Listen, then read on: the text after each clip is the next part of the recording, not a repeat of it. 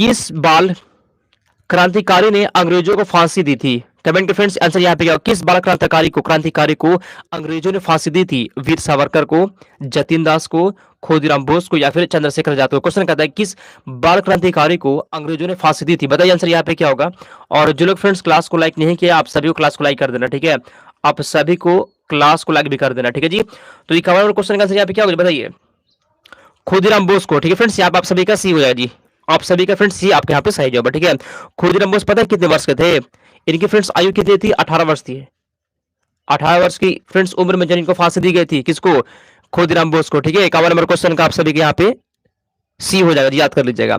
आगे चलते हैं हम लोग 52 नंबर क्वेश्चन। जो मुख्य देशांतर रेखा किन स्थानों से गुजरती है? मुख्य देशांतर रेखा जो है ना किस स्थान से गुजरती है? सैंडविच से, लंदन से, नॉर्विच से, या फिर ग्रीनविच से? मोस्ट इंपॉर्टेंट क्वेश्चन आज की क्लास का, ठीक है। एग्जाम में फ्रेंड्स यही सब क्वेश्चन देखने को मिलेगा आपको। बताइए मुख्य देशांतर रेखा जो है ना कहां से गुजरती है जी? बताइए तो 52 का आंसर यहाँ पे क्या होगा?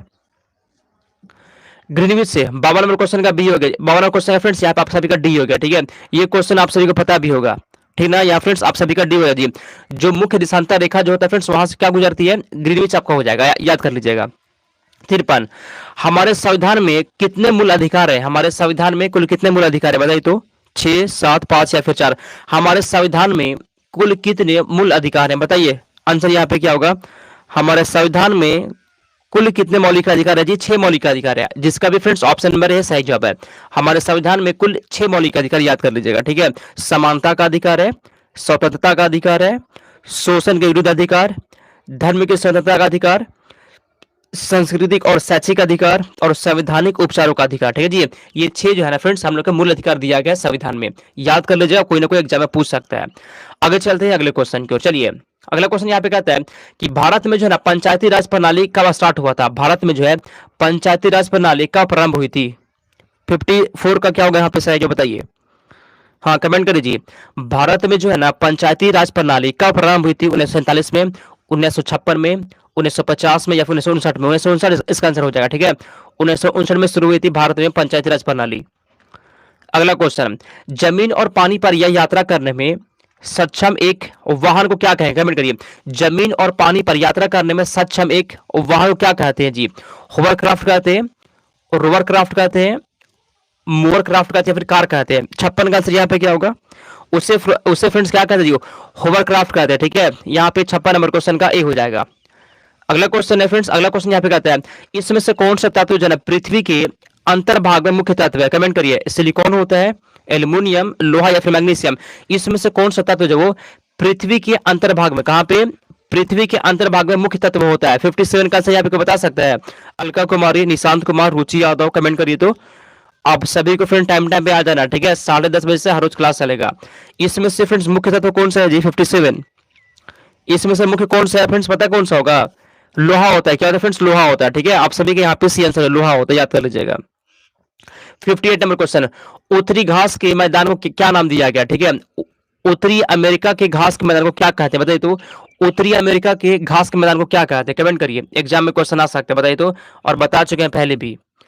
उत्तरी अमेरिका के घास के मैदान को क्या कहते हैं? बताइए, आंसर यहाँ पे क्या होगा? उसको फ्रेंड्स प्रेयरी कहते हैं। क्या कहते हैं? प्रेयरी कहते हैं, ठीक है फ्रेंड्स। ऑप्शन नंबर आपके यहाँ पे ही हो जाएगा। उत्तरी अमेरिका के घास के मैदान को प्रेयरी कहा जाता है। 58 नंबर क्वेश्चन का ये आपका सही जवाब है। आगे चलते हैं हम लोग 59 नंबर क्वेश्चन की ओर। वह महिला कौन है जिसने विश्व में पांचों महासागरों को तैर कर पार किया है? कमेंट करिए तो। बहुत अच्छा क्वेश्चन है। वह पहला महिला कौन है जिसने विश्व के पांचों महासागर को तैर कर पार किया? बताइए, 59 का आंसर यहाँ पे क्या होगा? ठीक है, कमेंट करिए तो। बुल्ला चौधरी, ठीक है फ्रेंड्स। यहाँ पे 59 नंबर क्वेश्चन का डी हो गया। 59 का डी आपका सही जवाब, 59 का डी हो जाएगा जी, ठीक है।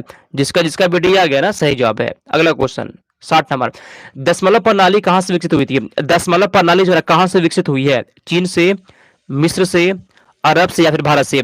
दशमलव प्रणाली कहां से विकसित हुई है? बताइए, दशमलव प्रणाली जो है कहां से विकसित हुई है? आसान क्वेश्चन है, कमेंट करिए तो।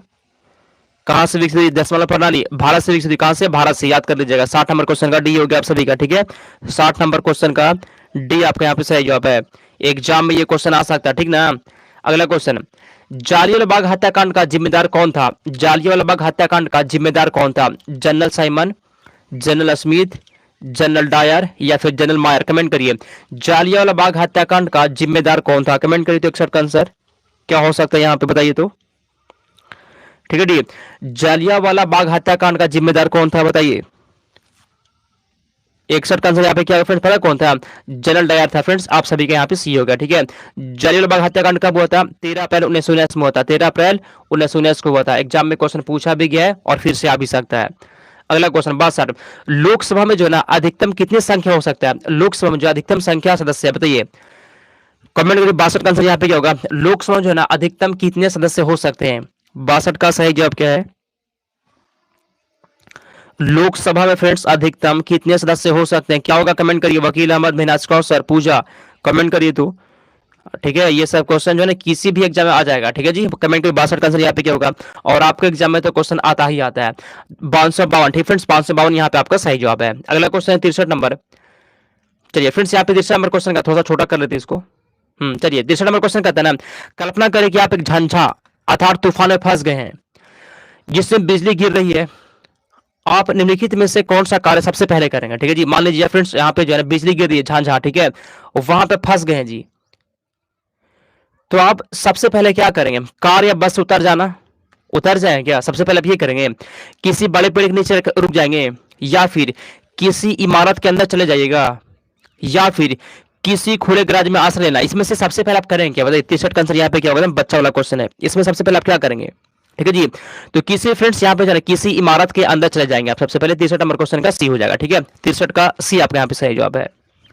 आगे चलते हैं 64 नंबर क्वेश्चन की ओर। अगला क्वेश्चन, चींटी को अपना रास्ता कैसे पता चलता है? चींटी को जो है ना अपना रास्ता कैसे पता चलता है? अपने दोस्तों को देखकर, दोस्तों की गंध से, दोस्तों के पूंछ पकड़ने से, या फिर रास्ते के महसूस करके?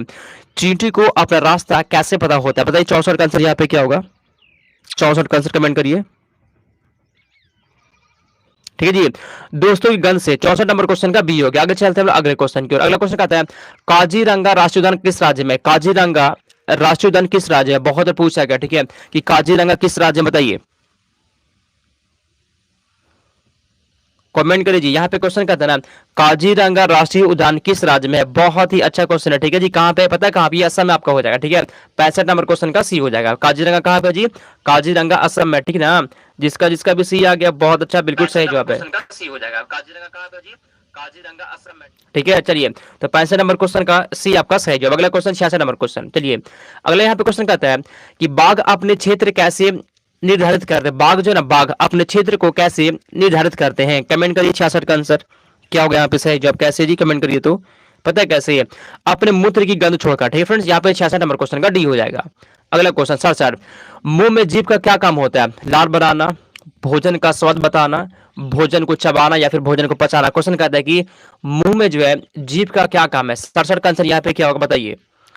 ठीक है पवन, तो जो लोग अभी तक क्लास को लाइक नहीं किया फ्रेंड्स, आप सभी को क्लास को लाइक करना। ठीक है, मुंह में जीभ का फ्रेंड्स क्या काम होता है बताइए तो 67 का आंसर। ठीक है, तो भोजन का स्वाद बताना। 67 नंबर क्वेश्चन का बी हो जाएगा जी। ठीक है, 67 का बी आपका यहाँ पे सही जवाब है, याद कर लीजिएगा।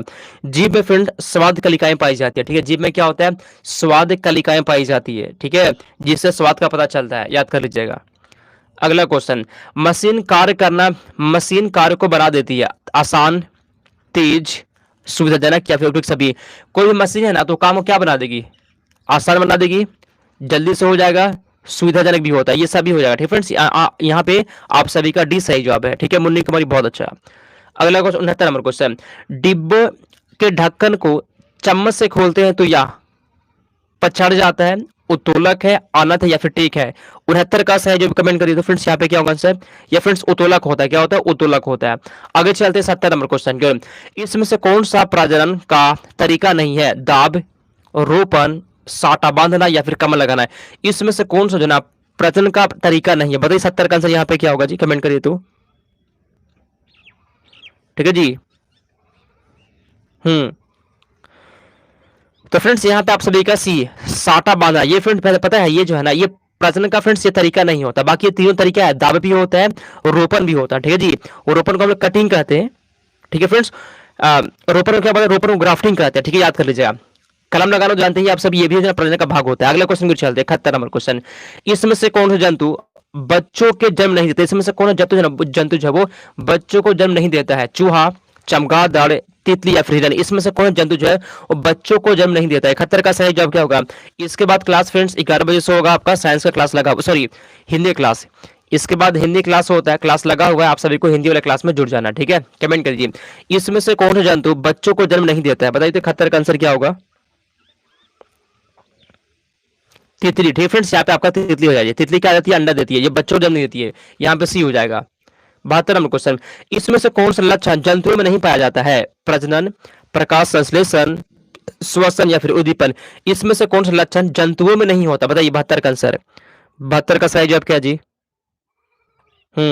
इसमें से कौन सा लक्षण जो है ना, इसमें से कौन सा लक्षण जो है वो जंतुओं में नहीं होता है? देखते हैं इसका आंसर कौन बता पाता है। 72 का बी आ रहा है।